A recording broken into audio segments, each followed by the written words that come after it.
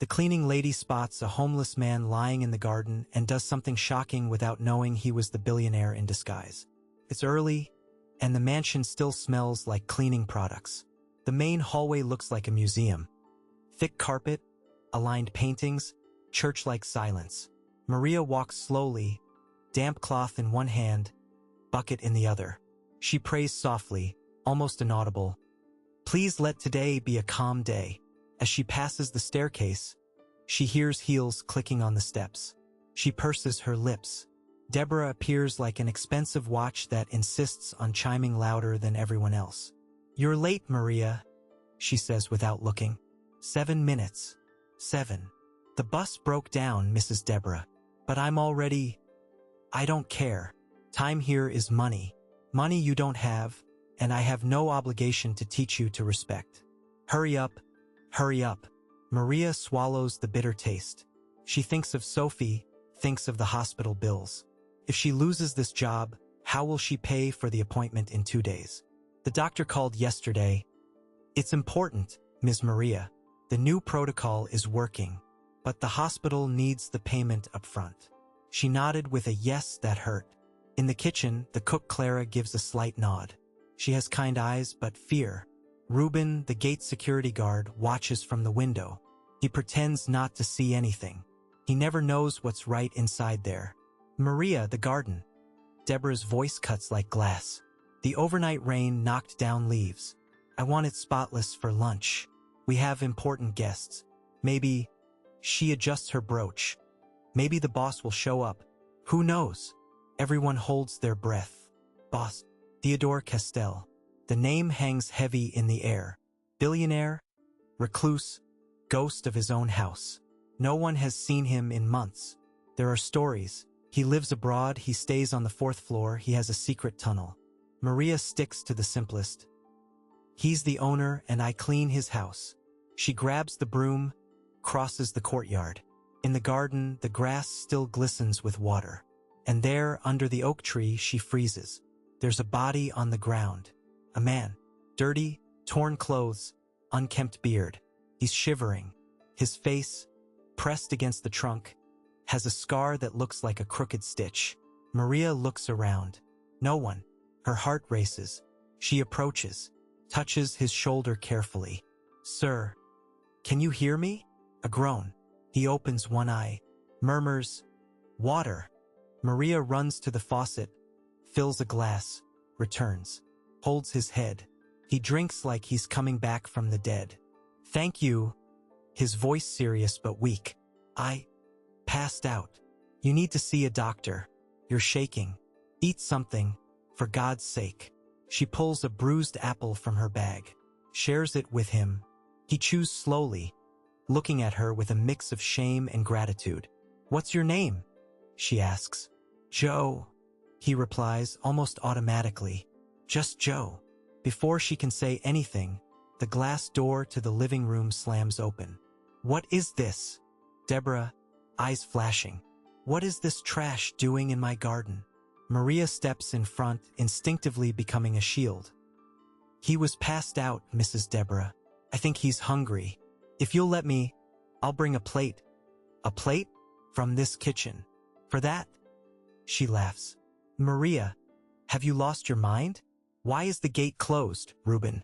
Reuben, caught off guard, stammers over the radio. It's closed, Mrs. Deborah. I don't know how he... These people sneak over wherever you don't see, Deborah says coldly. Maria, get this out of here. And don't touch the furniture afterward. If I see you giving a grain of rice to that bum, you're out on the street. Out. Got it. Maria feels her face burn. Out on the street, no. For God's sake. But she looks at Joe. He tries to stand. Fails. Falls sideways. His hand opens and closes in the air, asking for help without shame, because pain leaves no one proud. Mrs. Deborah, he's a human being. He's a problem, that's what he is. And I don't pay you to care for bums. I pay you to keep this place clean and presentable. My garden isn't a shelter. Deborah turns to Reuben. Call the cops. Tell them we have a trespasser. And you, Maria, move. Get this out now. Maria stands still. Everything starts spinning. Sophie in the hospital, the bills, the word fired pounding. Her hands sweat. She thinks, if I turn my back, he dies. The seconds stretch long. Joe whispers, almost soundlessly, don't call the cops, please. Maria takes a deep breath, smells the wet earth, remembers her mother saying, if you see, you care. If you pretend not to see, you carry the guilt. And she does. She does something even she didn't expect from herself. Squats, slips her arm under Joe, lifts with the strength of someone carrying the world. He's heavy, his body like stone. She staggers, adjusts. Her knees tremble. Maria, don't you dare. Deborah advances, arm raised. He's coming with me, Maria says, surprising herself with the tone. If you want to fire me, fine. But he doesn't stay on the ground. Silence. The whole garden seems to hold its breath. Reuben takes a step, doesn't know which way to go. Clara appears at the door, hand over her mouth. You're fired? Deborah spits with pleasure. Hand over your badge and get out. Get out now before I make it worse. And take that trash with you. Don't come back. Ever. Maria closes her eyes for a second that burns. Then opens them. Holds Joe firmer. Let's go, Mr. Joe. It's far, but we'll get there. Reuben, still without courage, averts his gaze. But when Maria passes the gate with the weight on her shoulders, he slips a hand into his pocket and pulls out 2 folded bus passes discreetly. He tucks them into her jacket pocket as she leans on the post to rest. Dropped, he murmurs softly without looking. Dropped from the sky. Okay? I didn't see nothing. Maria understands. Gives a thank you with her eyes and keeps going. A light rain falls. Her jacket soaks. Sophie will ask, what will she tell her daughter? He didn't know, and she didn't either, that this decision would change everything. End of act. What would you do in Maria's place? Knowing your daughter depends on your paycheck and a stranger depends on your heart. Maria's apartment is simple. 2 rooms. The smell of weak coffee and soap.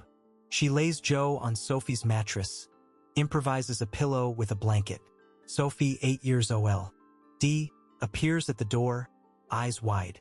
Mom, who is he? He's a man who was feeling sick, honey. I brought him so we can help a little. Is he sick like me? Maria swallows hard. He's hungry and cold. Then he's one of us. Sophie smiles faintly. I'll lend him my blanket. Joe watches everything with attentive eyes, without judging, just absorbing. Maria boils water, makes chamomile tea, puts a bit of leftover rice on a plate, an egg, shares it. Joe eats slowly, almost ashamed. Between bites, he looks at Sophie, who asks questions with a child's pure curiosity. What's your favorite team, Mr. Joe? He hesitates, then risks in a low voice. I used to like my son's team, the Chicago Cubs. Me too. Sophie perks up. We can listen to the game on the radio later. Maria cleans his wounds with cotton and rubbing alcohol. Even with little, she does it right. She has a touch like a nurse by calling. When she's done, he's covered and breathing better. At night, when Sophie sleeps, Maria counts bills on the table. She's short $350. Sophie's appointment is the day after tomorrow. She tries calling a former employer, tries to. Deborah got ahead. She spread messages, planted poison. Watch out for the new trend. Maids who bring bums into mansions. This Maria is the type who opens the door to thieves. Doors close. Maria closes her eyes. She prays, cries softly. She doesn't want Joe to hear, but he hears. Ears that have walked too many streets get sharp. An old guilt wanders his mind like a cold wind. He could pull a card from his pocket and fix everything. In one swipe, call, transfer, erase sufferings. But he held his own test. Dr. Mark, his lawyer, was clear. You want to see the truth, Theo. If you interfere, you ruin the experiment. Experiment. The word hurts now. He looks at Maria, who talks to her late mother as if she still lives in the walls. He sees Sophie sticking a star sticker on a cracked glass. He feels a punch. No one ever shared their last egg with you, Theodore. No one. Lying there, he opens the old cloth wallet he carries in disguise. Inside, a note, written in his wife's handwriting. He never returned it to the safe. Carries it in his pocket, like a cross. When you don't know what to do, choose the human side. The edges are worn from his finger tracing them. He repeats, choose the human side. What is human now? Keep the deal with himself? Or break it? Deborah drinks expensive wine alone in the living room, looking out the window. The garden is clean. What bothers her isn't the garden. It's the audacity. Who does this woman think she is? Bossing my house? My house. Sometimes she catches herself thinking that. The house isn't hers, but she devotes her life to making it seem so. She sends a text to a group of neighborhood wives. Heads up. New tactic. Maids bring bums to mansions. Mine took one to her apartment. If anyone's interested, I have the contact to avoid hiring her. We have to keep standards. Then she goes to the office, opens a drawer. Package of jewelry shines. She sighs. Some pieces are antique, family heirlooms. Not hers. She thinks, no one misses them. No one sees. And I deserve it. Life gave me little one day. Now I take what's mine. Her hand trembles slightly, but ambition is a powerful drug. Time is now a stopwatch. 2 days left. The money. She looks at the small box on top of the closet. Her mother's wedding ring. Old gold, worn. 3 generations. She picks it up and weighs it in her palm. Her heart says no. Reason screams now. Sophie, let's sort some things out downtown. I have a headache, Mom. We'll just pop in and out. I promise. At the pawn shop, the owner looks with his usual stone face. The shop smells of mildew and loss. How much, sir? Her voice falters. Not worth much, he replies coldly. Low-grade gold. Sentiment doesn't pay bills. It's my mother's. It was my grandmother's. I don't buy stories. I buy gold. $200. But, sir, for God's sake. 200. Or take it. Maria breathes, closes her eyes, and extends her hand. The man takes it, puts the ring on the tray. She holds the end for a second, as if pulling back, but lets go. Leaves with the money, goes straight to the hospital, pays the appointment. With the rest, buys fruits, bread, 2 gallons of milk. And one more thing, a new toothbrush for Joe. On the way, Sophie speaks softly, Mom, are you okay? Yes, my love. You're crying. It's the wind. When Maria returns, he's sweeping the yard. Slowly, so as not to seem intrusive. She startles. He, a bit awkward, wanted to help. Can't just sit idle. You don't have to. I do. I've done little good in life, Ms. Maria. She looks at him strangely. How do you talk? Like that? Like what? I don't know. Like someone who's had things before. But it doesn't matter. You're here, so you're one of us. Eat, please. He eats, and decides one small thing. Discreetly, in the morning before they wake, he'll tidy the sink, clean the pots. They've given him so much. He gives back what he can. The next day, before the appointment, he pulls Maria aside. Voice low, sincere. Can I come with? You don't need to, Mr. Joe. I had a son once. I know what it's like walking into a hospital. Sometimes just having one more person by your side. It helps a bit. Maria stares, surprised. She doesn't like exposing her pain, but she accepts. At the hospital, Dr. Helen treats Sophie with firm kindness. Maria hears new protocol, better chances. We need tests. Reschedule in 15 days. That's time, and time is money. Theodore watches everything. He also watches Maria's hand holding her daughter's. That grip is a harbor. On the way out, Deborah appears, and no one expected that. Fancy clothes, perfect makeup, perfume invading the public space. She pretends it's coincidence, but it wasn't. She heard from the gossip group that Maria had an appointment. She came to show off. Look at that! She opens her arms like they're family. So good to run into you. And this is Sophie, right? What a pretty little girl. Maria stiffens. What are you doing here? Came to donate some things to the kids' ward. Because that's how I am, right? She smiles at the receptionist with her teeth. Generous. And I confess I thought, no hard feelings, right, Maria?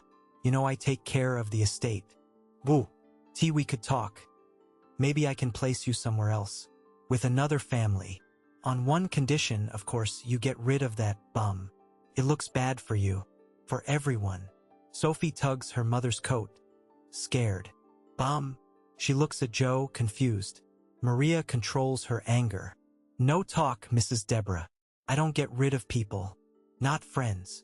Deborah lowers her voice. Cruel. Friends? You barely know this man. You'll hit rock bottom for him and take away your daughter's care? Because that's what it is in the end. It's a bill.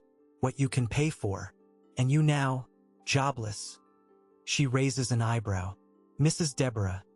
Theodore, still as Joe, speaks for the first time. It's not like that. You don't know me, she replies dryly. And I don't talk to your kind. Something in that tone cuts Theodore like a knife. He touches the pocket and feels his wife's note. Choose the human side. He wanted to assess. But the scene, with the child holding her mother's hand, isn't theory. It's life. Later, when they get home, he's decided to at least ease one thing. He'll pay for the next follow-up ride, Tuesday's lunch. Small things invisible. He prepares to improvise a way to leave money without humiliating. Then thinks, this is power too. Imposing help is power. Better to listen. He sits at the table with Maria. Can I ask something? You can. How much are you short for? Sophie's things? A lot. Give me a number, Maria. It's not how it works, Mr. Joe. If I tell you, you'll feel obligated. I didn't bring you here to collect from you. I brought you to care for you. He swallows hard. He, who moves numbers the size of buildings, doesn't know what to do with, it's not how it works. At the mansion gate, Reuben hears Deborah humiliating people left and right. He carries the guilt of what he didn't do. Maria with the man on her shoulders, the rain. He doesn't sleep.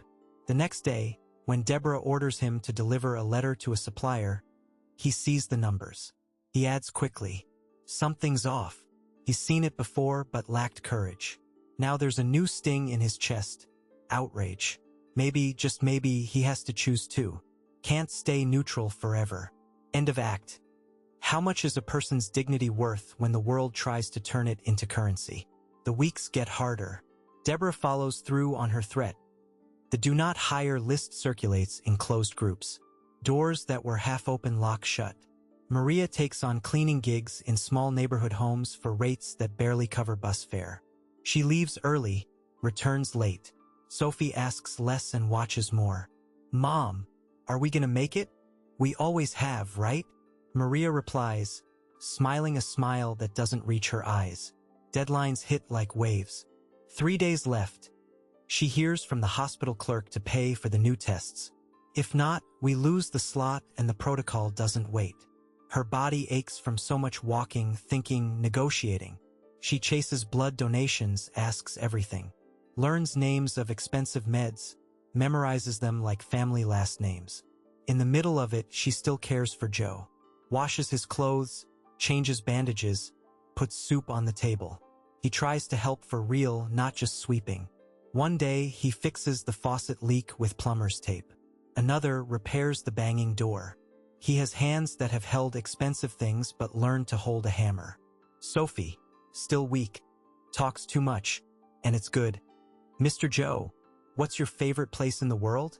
It was a garden, he replies, with an oak tree in the middle. Sophie laughs. Like the one we have in the pot, but big. When I get better, we'll plant one. Theo notes a bunch of things mentally. He was supposed to be observing, but his present now is participating. He can't stand watching from afar. Sometimes, in the dead of night, he wakes to crying and finds Maria in the kitchen. Head on the table, her mother's ring gone. He's guessed it. Sees the white mark on her finger. One morning, he asks finger on. His wife's note in his pocket. Do you believe in signs? Signs? Like People who show up at the right time. I believe in courage. And stubbornness. She smiles. And coffee. I lost a family, he says, not seeing where he's stepping. Long time ago. And since then, The words hit the ceiling. He stops. Maria respects the pause. Pain makes us dizzy, huh? But we learn to walk crooked. He decides he'll do something. Almost grabs the hidden phone in a broom closet bag. A burner with a chip only he and the lawyer know. Mark, he rehearses, but holds off one more day. Just a bit longer. I need to be sure. Deborah gets an email from the outsourced accountant asking for purchase receipts. She deletes it. Gets a call from a supplier demanding payment. She promises. Lies with the ease of habit. Clara watches her. The cook has a sister with cancer. She's learned a lot about the hospital world. Knows the difference between a donor who posts pics and one who delivers meds. She sees Deborah taking photos with toy bags at the hospital, posing by a kid, big smile, posts on social media with caption. Doing good for those in need is priceless. Then stores half the bags in the trunk. Leftovers. There were no leftovers. There was shortage. Clara decides to call Maria. Calls from the bathroom, voice low. Maria, it's Clara. You okay? Getting by. You? Things are off here. Deborah's about to crash, I feel it. Ruben's got a long face. Forgive me? For not doing anything that day. No need to ask forgiveness. Take care. If you need an extra lunch, I'll make one. No need to say it's from me. Maria presses the phone to her ear and smiles through tears. Ruben goes to the storage and finds boxes with fake invoices. He knows numbers, he didn't live off accounts by chance. He prints copies, puts them in an envelope. He's trembling. What if no one hears me? But the outrage has become fuel. He pulls his phone, this time to film Deborah yelling at a landscaper, twisting her mouth, and saves it, for if he needs it. The new hospital bill hits like a punch. $175 due by Friday. It's Wednesday. 2 days. She goes to the pawnbroker with another thing, her late husband's radio. It's worth more than gold to her. The shop guy makes his stone face. That thing ain't worth much.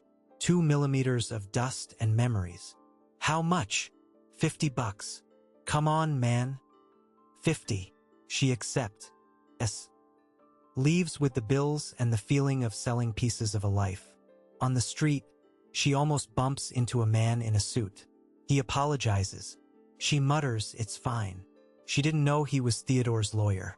Mark observes just the rush, sees nothing more. The world is small, but the stories haven't crossed yet. When she thinks the bottom of the pit is over, the phone rings. It's the school. She runs. Arrives and finds Sophie pale, fainted during art class. Maria holds her daughter, calling her name. I'm here, my love.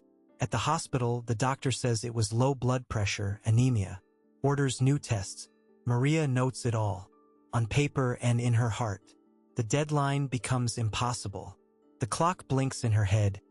36 hours left. That night, she sits with Joe.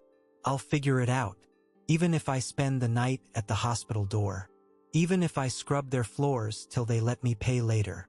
Maria, Joe says slowly, what if you? Let me help a little. How? I'll manage. Don't ask. I'll manage. You don't have to. I insist. I don't want to mix things up. I brought you home because it was right, not for trade. I know, he says, and he does. I just want to be part of the right too. She looks at him again. The way he talks, the care. A silly idea crosses her. Who is this man? He doesn't sleep. He tries with all his might to convince himself the original plan made sense. People treat you different when they see money. I need to see the truth. But the truth already looked him in the eye when a child lent her blanket. In the dead of night, he goes out to the street and calls Mark, finally. Mark. Theodore? Everything okay? You vanished for days. It's not. I found the person, the real person, but maybe I went too far. She has a daughter. I need you to transfer an amount. Now, discreetly, to a hospital account. I'll send the details. Theo, if you want discretion, I have a better way. I talk to the hospital director. I help. No one can know it's me. No one, especially her. Why? Because I don't deserve the credit. And because I need to know if she'd forgive me for. He stops. Never mind. Just do it. I'll do it. But Theo, you promised to warn me if there's risk. No risk, except me becoming human again. He sends the details. Asks to use a fund he created just for emergencies. Mark does it. The money lands. Maria gets a text from the hospital in the morning. Payment confirmed. Test scheduled for today at 3 p.m. Pediatric ward. She stares at the phone, confused. Who paid? She thinks a million things. Error, miracle, friend. Doesn't suspect the man at the table, helping Sophie draw a smiling son. Mom! Sophie jumps. Look, who do you think did this, huh? Maria laughs, almost voiceless. Maybe an angel, Sophie answers tenderly. Maria looks at Joe and feels a knot. Sometimes angels don't have wings. They wear a cap, he jokes. The day passes in less desperate rush. At the hospital, Dr. Helen pulls Maria aside. Someone paid. No ID. Any idea who? No clue. There's good people in the world, Ms. Maria. Not many, but there are.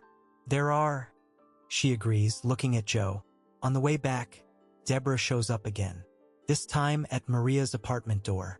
Arrives in a luxury car, dark windows, bass-thumping drawing neighbors' eyes. Steps out in high heels, the stilettos muddied.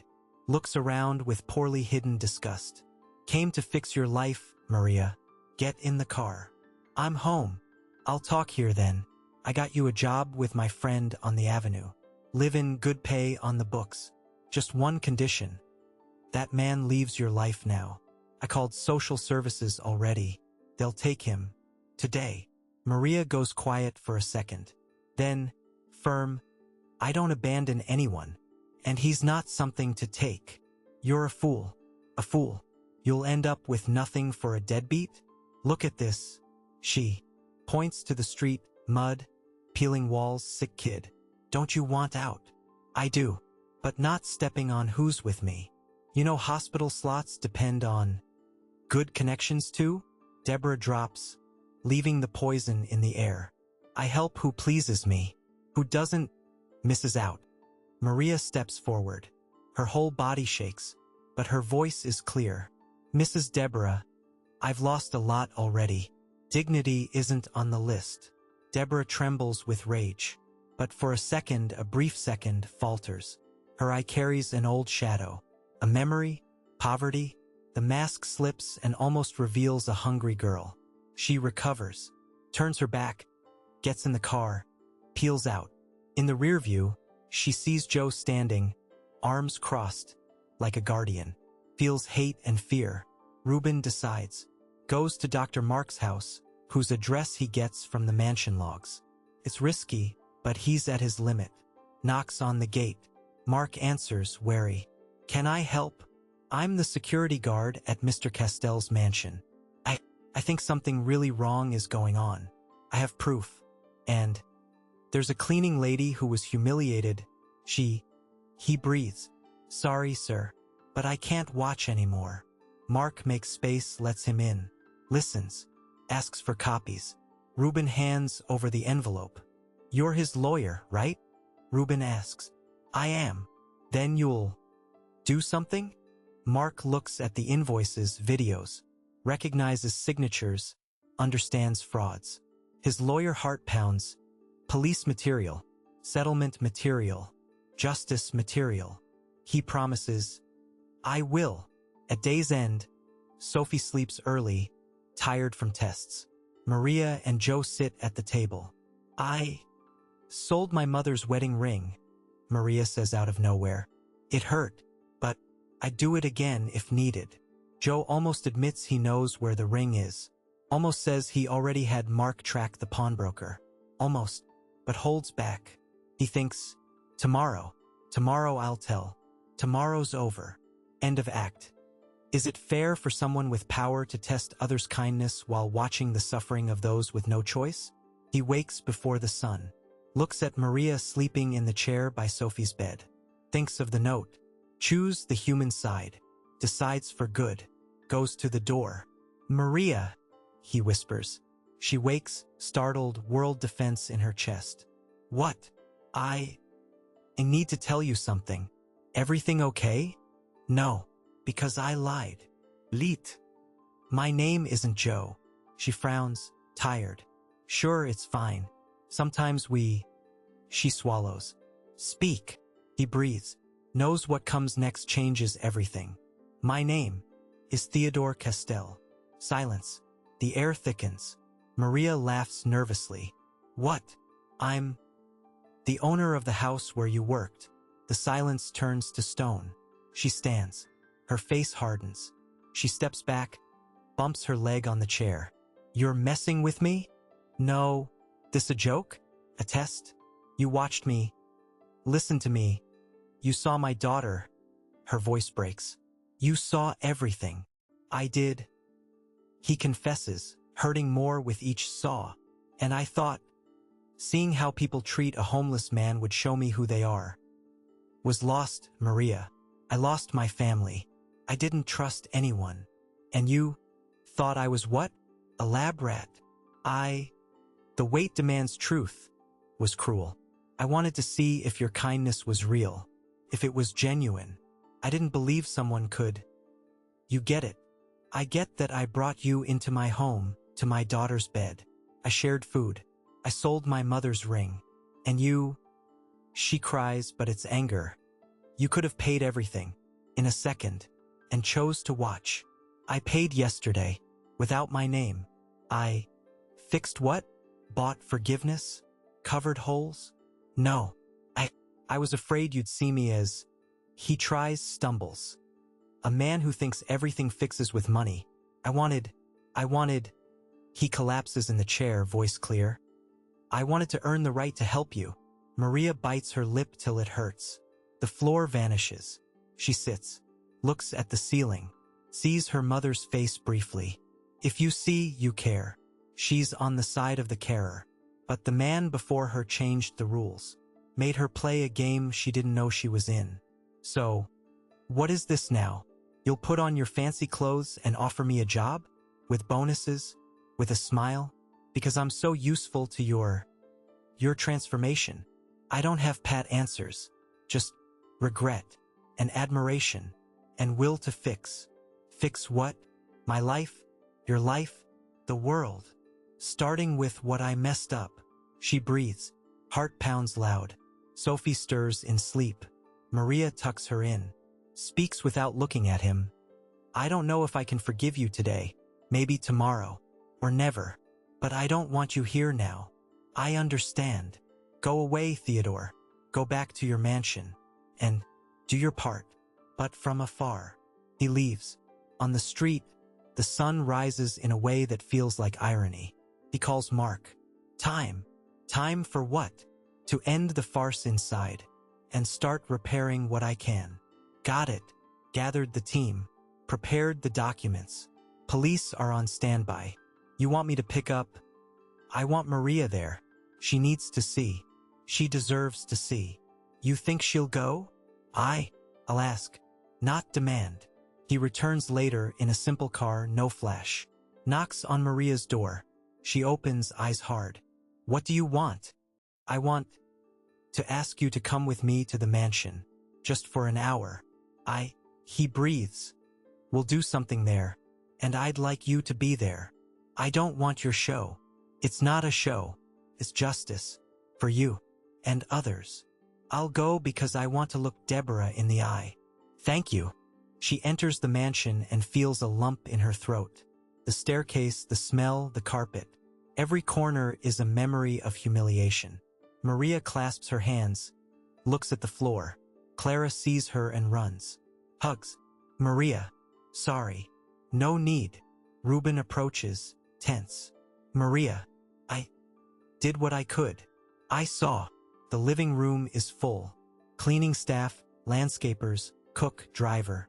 Deborah appears, triumphant, hair done like for a job interview.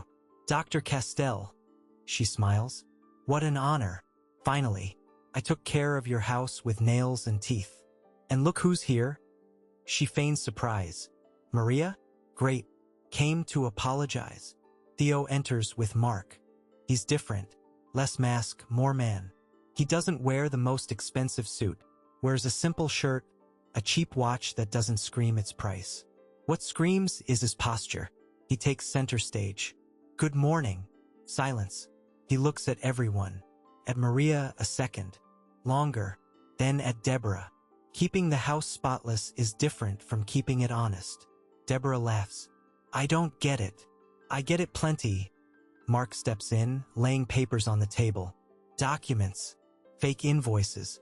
Embezzlement. Deposits to accounts linked to your sister. Videos of you verbally abusing staff. And more. Ruben steps forward. Pulls his phone from his pocket. Shows the video of her saying, "The poor man's stick is blind. Doesn't see who steps on it." The video is short, enough to outrage a whole country if it hits the internet. The whole room stirs. Whispers. That's a fake. Deborah yells. And this. Clara, shy but firm, pulls a fake donation receipt from her pocket. She'd kept it for months out of fear. Now hands it over. You brought toys to the hospital? And then, her voice falters. Took them back. Deborah freezes. Her face loses color for a moment. Then clings to another tactic. I did what I had to. I did it for you, Theo. For you. I kept your house spotless. I protected you from people like... Points at Maria. That who brings criminals in. Maria's blood boils. Theo raises a hand, asks for calm. He grabs a remote, presses. The wall projects images from the garden, the day Maria found Joe. The video plays silent, but what's seen is a woman carrying a man, against shouts, rain falling, a gate opening by... He holds back. My fault. He steps forward, looks at Maria again, and does something unexpected in that room where pride always ruled. Kneels. A man who never kneels. Kneels. Maria, forgive me, not for seeing you, for taking so long, for making you wait what you shouldn't have. I came here today to offer you, not a favor, not charity. I want to offer you dignity and responsibility. I want you as manager of this house, not for the cleaning you do, for the home you have in your heart. Salary 10 times more. And more important, all of Sophie's expenses, full and indefinite, at a top hospital. Not as charity, as commitment. The room holds its breath. Everyone looks at Maria. She trembles. The whole world seems to wait for her answer. She breathes, says, "No," a collective O ripples through the room. Theo rises slowly, uncomprehending.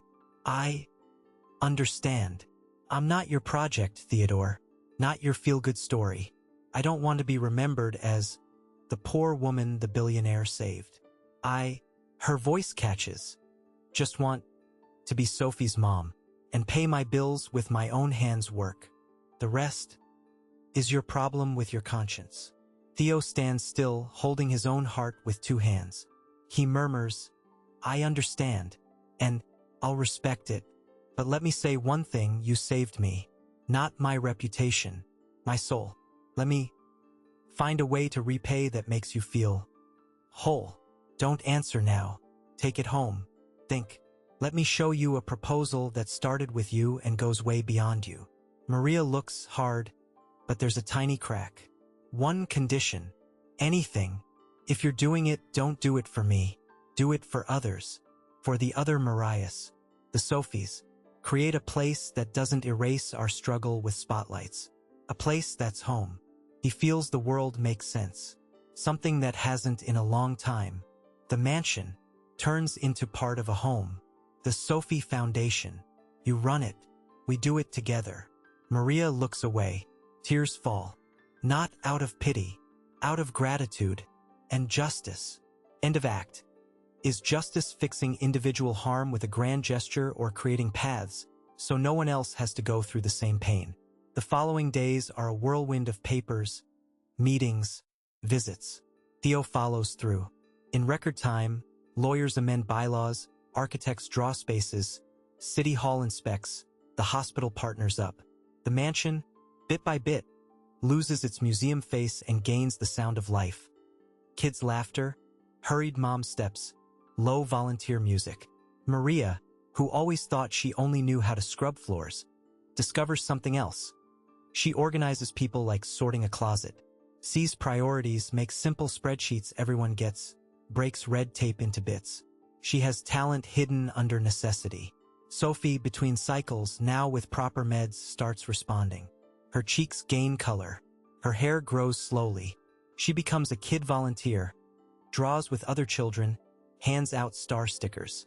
One day, while opening a drawer in the new foundation office, she finds a small apparatus and a simple box. No bow. Inside, her grandmother's ring. She runs, "Mom!" Maria opens it. The ring shines more than metal. With it, a note in Theo's own hand, respectfully returned to where it never should have left. And a simple line below, "Not a gift, a repair." Maria cries, puts it on her finger. Now it doesn't weigh like memory, like dignity. She looks for Theo, finds him in the garden, the same, but now with swings and a hammock. She takes his hand. "Thank you." Just that. Deborah goes from heels to flats, from fancy table settings to meal trays in a ward. The hospital where she now works as a cleaner has the same halls where kids get treatment. She pushes the cart, avoids parents' eyes. One day, in the middle of the hall, she runs into Sophie and Maria. Sophie comes with a mask and fabric bow in her hair. They stop. There's a long second. Deborah tries to sidestep. Sophie, without adult weight, waves. "Hi." Deborah doesn't respond. Shame is heavy. Maria looks firmly. Doesn't humiliate. Just looks. Deborah tastes her own choice. That night in the break room she cries. Not for falling. For who she was. No one films. No one posts. It's a painful cry, no audience. Poetic justice doesn't get likes. It gives lessons. She even writes a letter to Theo one day to ask forgiveness. Doesn't send it. Not yet. First she works. Hard. Who knows if one day she'll face it. For now, she learns to clean without stepping on toes. Ruben now works at the foundation as security coordinator, but he doesn't use inherited authoritarianism. Uses firm kindness. Learned from Maria. He chose a side. It hurt but was good. One day he hands a badge to a new volunteer. She's shy but jumps at everything. He smiles, thinks, "Today I was useful." Clara finds a kitchen there that nourishes, not just feeds. Makes soup like medicine, rice and beans like care. And no one takes what's not theirs anymore. She writes her first shopping list with no missing items. When the bill comes, Theo likes seeing that big zero in embezzlement. Theo dismantles businesses that don't make sense. Goes to the boardroom, talks ethics, restructuring. Loses friends. Gains peace. Donates half his fortune. Mark laughs. "Now you'll sleep." He replies, "Now I've woken up." The foundation grows. He spends afternoons telling stories to Sophie and other kids. One day, Sophie says in the yard, "You know, Uncle Theo, Mom says there are good people disguised as bad and bad people disguised as good.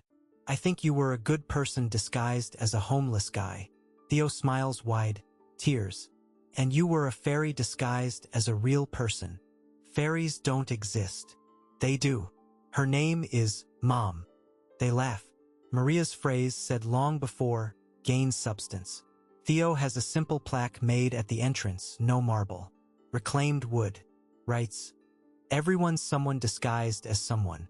The question is who you really are when no one's looking." Those who pass read it, sometimes stop. It's not decor. It's an invitation. Dr. Helen, the oncologist who's seen it all, now spends afternoons in foundation board meetings. She looks at Maria with respect that's not condescension. "Ms. Maria, with all due respect, you have a vision you can't learn in an MBA. If you ever want, I can recommend a quick hospital management course. Nothing that changes you, just tools." "I'm in," Maria replies, no shame in GR.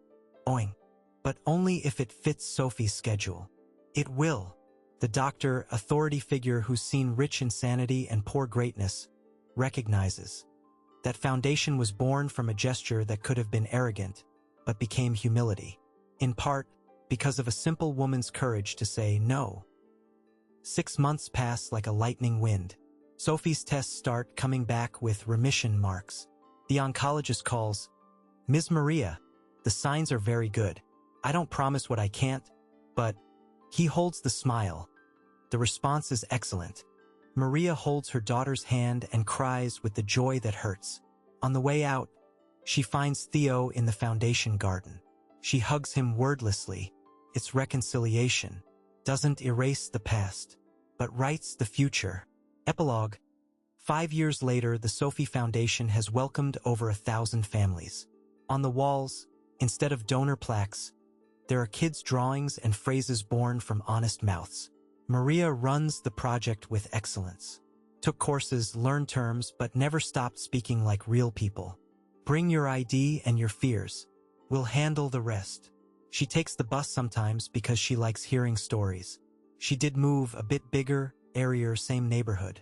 My people are here, she says. Sophie, now 13, long hair, easy laughs, visits the hospital as a volunteer. Brings books, chats, teaches silly magic tricks she learned from Theo. She enters the pediatric ward and kids run. The star girl is here. She licks ice cream with her mom at the foundation gate, looks at the plaque, reads the phrase, looks at Theo. Uncle Theo, when no one's looking, do you still do good? I try. I think so, because I see it in the things without plaques. Theo found the family that's not blood but choice. Maria, Sophie, Ruben, Clara, Dr. Helen, Mark, and dozens of hands building every day. He never remarried. Not for lack of love. Out of respect for loves lived and recognizing love also lives in hot bread at 6 a.m. for someone who slept in a chair by a sick child. Deborah, after serving time and paying with community service, relearned a less sharp version of herself. Today she's still a cleaner in a hospital. Not happy all the time. No one is. But she found a routine that doesn't humiliate. Pays rent, visits her elderly mom, brings bread. One day, gathered courage and left a letter at the foundation. Not for Theo, for Maria. In it, she didn't ask forgiveness as an out. Told of childhood hunger, the fear of going back as an adult, the blindness it became. Maria read it, kept it, didn't write back. But when they crossed in the hall, Maria steered old anger aside, looked with tough tenderness. Everyone messes up, Deborah. What matters is what we do after. I'm trying, Deborah answered, sincere. I know. Mark, the lawyer who started as executor of a rich man's will, today goes to the foundation in a simple blazer often. He laughs at himself. The day he almost bumped into Maria on the street and didn't recognize the life-size passing by. He gives talks to other moneyed men who ask, "How do I do good?" He answers, "It's not about you. Start by listening." And just to close, one of the invisible ties opened back then. The pawnbroker who sold the ring for rock-bottom price one day entered the foundation with the excuse of bringing a donor. Left different. He saw the ring on Maria's finger. Blushed. Theo talked to him. Not to humiliate, just to tell the story. The man cried, apologized, not seeking forgiveness. Offered a day to fix shelves. Accepted. Not because the foundation needs it, but sometimes what the other needs is a chance to fix. In a public interview, a journalist asks Theo about the disguise, the scandal, the foundation. I was looking for someone worthy of my fortune, he says calmly. I discovered the worthy are exactly those who'd never ask. Maria taught me kindness isn't a transaction. It's identity. You're not kind to get something. You're kind because that's who you are, even when it costs everything. Maria, in a market chat, holds her orange bag, jokes with the vendor, makes a quip about life still tough but less unfair. A neighbor asks, "Why not move somewhere better?" Better for who? She laughs. Character wealth doesn't live in zip codes. The Sophie Foundation gate has the simple phrase engraved. Not a slogan, A question humanity needs to answer every day. The story whispered from the rainy garden to the sunny yard. When power meets humility and money meets purpose, who do you choose to be when no one's looking? Tell me in the comments.